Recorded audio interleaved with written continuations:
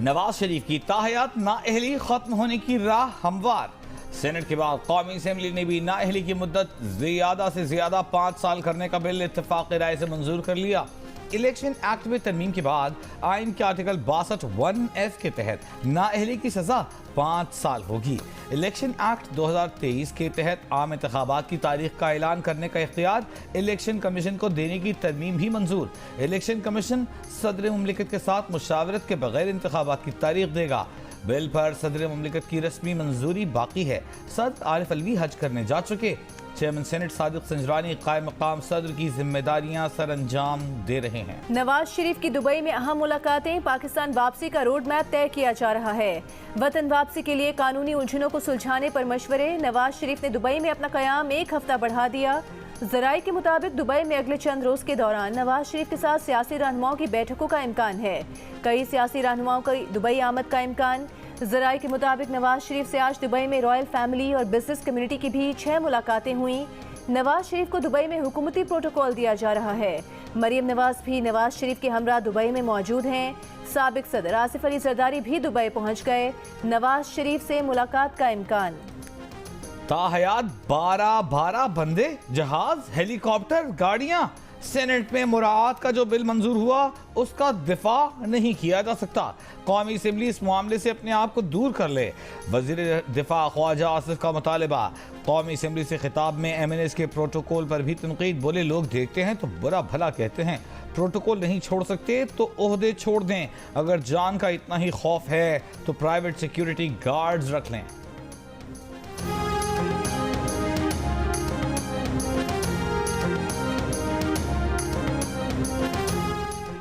तहरीक इंसाफ दौर के वजीर कानून फरूक नसीम वजीर आजम शहबाज शरीफ के वकील बन गए। वजीर आजम ने मिलिट्री कोर्ट्स में सिविलियंस के ट्रायल के खिलाफ दरखास्तों में अपना वकील मुकर्रर कर दिया। सुप्रीम कोर्ट में जारी केस की समाअत कल फिर होगी। चीफ जस्टिस करार दे चुके हैं कि मंगल तक केस का फैसला कर सकते हैं। कौमी असेंबली ने नए माली साल 2023-24 के विफाकी बजट की मंजूरी दे दी। 9 जून को पेश किए गए फाइनेंस बिल में गुज़िश्ता रोज महसूलात का हदफ 9,200 अरब रुपए से बढ़ाकर 9,415 अरब रुपए किया गया था। गुज़िश्ता रोज फाइनेंस बिल में 215 अरब रुपए की इजाफी टैक्सेस शामिल किए गए थे। नजरसानी शुदा फाइनेंस बिल में खादों पर सब्सिडी खत्म कर दी गई है। ऑर्डिनेंस में तरमीम करके पेट्रोलियम डेवलपमेंट लेवी की हद 50 रुपए से बढ़ाकर 60 रुपए फी लीटर कर दी गई है।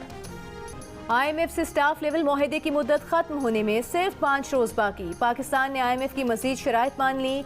एक्सटर्नल फाइनेंसिंग का हदफ पूरा न होने पर 300 अरब रुपए का बंदोबस्त करने का फैसला।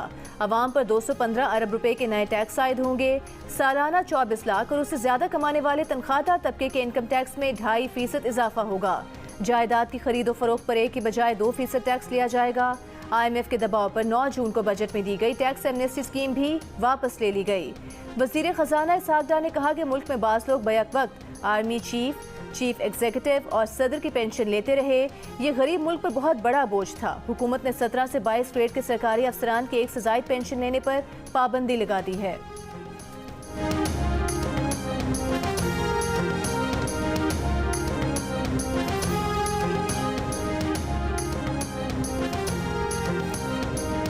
तहरीक इंसाफ के वाइस चेयरमैन शाह महमूद कुरैशी का वजीर खजाना इसहाक डार से मुस्ताफी होने का मुतालबा। कहा IMF को अब उन पर एतमाद नहीं रहा। वजीर आजम शहबाज शरीफ ने भी IMF का ये मौक़िफ़ तस्लीम कर लिया है कि डार के रेवेन्यू इक़दामात नाकाफ़ी थे। कहा भारत मुश्तरका एलामिये पर भी रद्द अमल दिया। कौमी से मसले पर किसी ने जिम्मेदारी का मुजाहिरा नहीं किया। वज़ीर आज़म आम की सेल्समैनशिप में लगे हुए हैं। अमेरिका भारत मुश्तरका एलामिये पर भी कुछ कहते क्या? वज़ीर ख़ारजा ने कोई बात की? दफ्तर ख़ारजा की वो अहमियत नहीं जो सियासी लीडरशिप की होती है।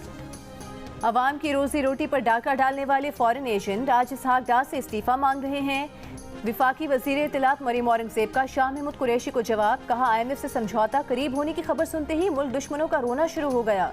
मुआहिदा होने पर चीखने वालों से पूछना चाहिए कि आपने IMF से मुआहिदा किया क्यों था। आज मुआहिदे पर चीखने वालों ने ही ये मुआहिदा किया, खुद तोड़ा, मुल्क डिफॉल्ट करने की साजिश की।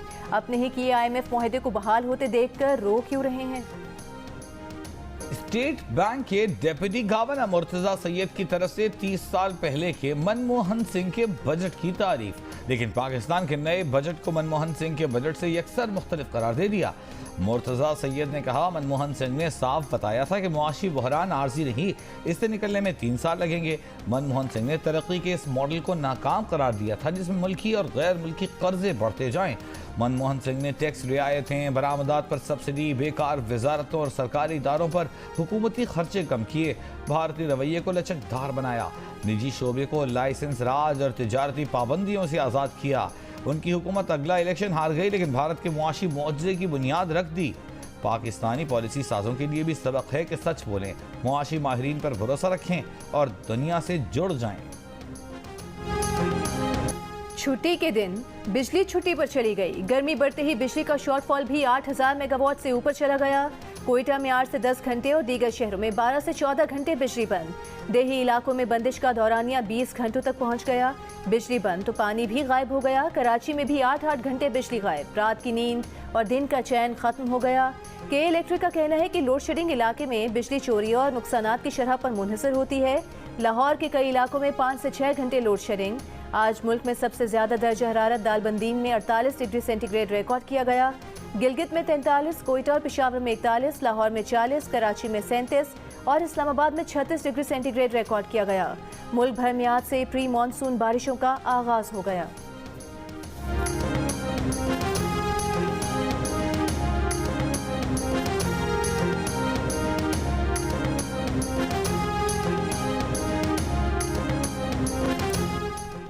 रावलपिंडी और इस्लामाबाद में गर्मी और हीट स्ट्रोक से एक हफ्ते में 9 अफराद जान बहक।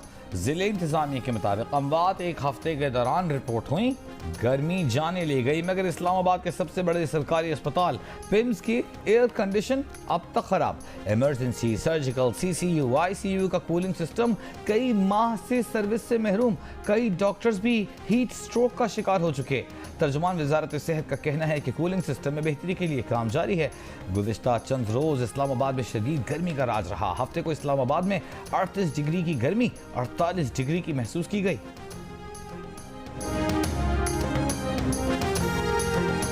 नारोवाल में शदीद बारिश के दौरान आसमानी बिजली गिरने से 4 अफराद जाँ बहक, 6 जख्मी हो गए। दिन भर शदीद गर्मी के बाद लाहौर में आंधी और बारिश। लाहौर के बाज़ इलाकों में 1 घंटे में 250 मिलीमीटर बारिश हुई। गुजरांवाला, शेखुपुरा में भी बारिश। वादी ज़ियारत और गिरदोनवाह में बारिश और जालाबारी। नदी नालों में तुग़यानी। ज़ियारत कोयटा शाहराह पर ट्रैफिक की रवानी मुतासिर। कलात के मुख्तलिफ इलाकों में भी मूसलाधार बारिश।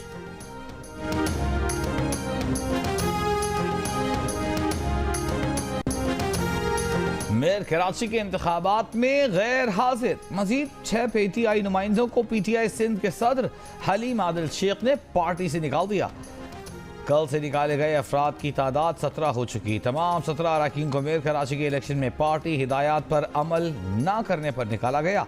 हलीम आदिल शेख का कहना है कि इन तमाम अफराद ने शो कॉज के एक जैसे जवाब जमा कराए जो इत्मीनान बख्श नहीं थे।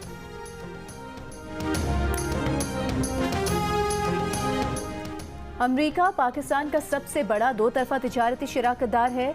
2 तरफा तिजारत और सरमायाकारी को फ़रोग़ देने के लिए पुरअज़्म है। अमरीकी सफ़ीर डोनाल्ड ब्लूम की कराची में वज़ीर आला सिंध मुराद अली शाह से मुलाकात में गुफ्तगू। कहा, दोनों ममालिक मिलकर अपने अवाम के लिए ज़्यादा मुस्तहकम और खुशहाल मुस्तकबिल को आगे बढ़ा सकते हैं। अमरीकी सफ़ीर डोनाल्ड ब्लूम ने कराची में American business council, overseas investors, chamber of commerce and industry और Pakistan council on foreign relations के ओहदेदारान से भी मुलाकातें की। उन्होंने पाकिस्तान नेवल एकेडमी का भी दौरा किया और मशकों का मुआयना किया।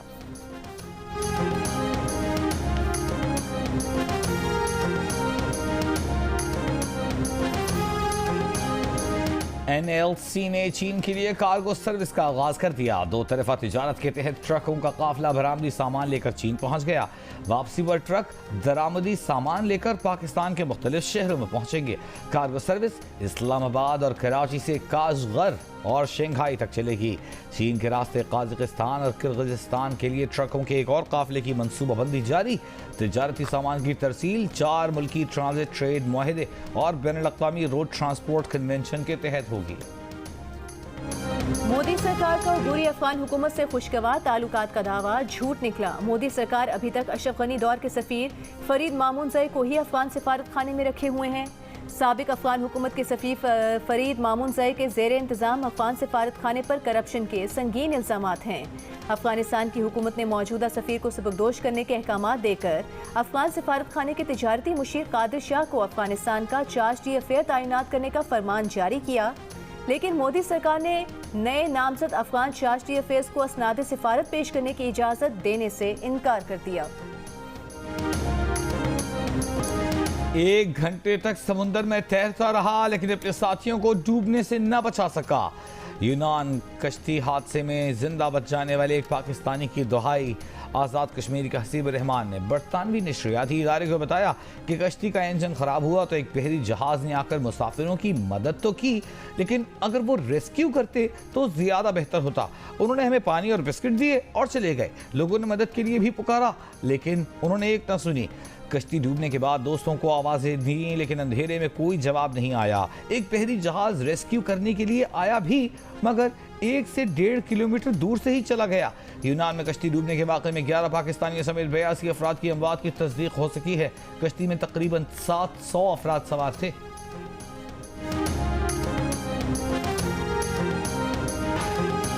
कराची के जिना अस्पताल में लड़की की लाश छोड़े जाने का मुअम्मा हल न हुआ। सीसीटीवी में चेहरे वाज़ेह होने के बावजूद पुलिस अब तक मुलजिमान का खोज लगाने और गिरफ्तारी में नाकाम। लड़की की सास ने कानूनी कार्रवाई से इनकार कर दिया। कहा 1 हफ्ते से पंजाब में थी, बहू पार्लर का काम करती थी, न किसी से झगड़ा है न दुश्मनी। पुलिस ने बयान मुस्तरद कर दिया। सास को शामिल तफ्तीश कर लिया। पुलिस ने लड़की के शोहर आदिल को गुलिस्तान जौहर से हिरासत में ले लिया। पुलिस का कहना है कि आदिल कई रोज से घर से गायब था, नशे का आदी और बेरोजगार है। लड़की के वालिद आज रात या कल सुबह तक कराची पहुंच जाएंगे। लड़की के वालिद के बयान की रोशनी में कानूनी कार्रवाई मजीद आगे बढ़ाई जाएगी। वाक़े का मुकदमा फिलहाल दर्ज नहीं किया गया है।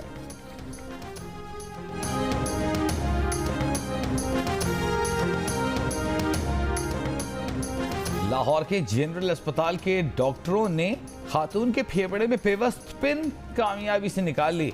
भिम्बर आज़ाद कश्मीर की तस्मिया फेफड़े में पिन जाने की वजह से 3 दिन से सख्त तकलीफ में थी। तस्मिया ने 3 रोज पहले मुंह में पिन दबाई जो हल्क के रास्ते फेफड़े में चली गई। लाहौर जनरल अस्पताल के प्लमोनोलॉजिस्ट डॉक्टर इरफान ने मरीजा को बेहोश किए बगैर ही जदीद तरीके से पिन फेफड़े से निकाल ली।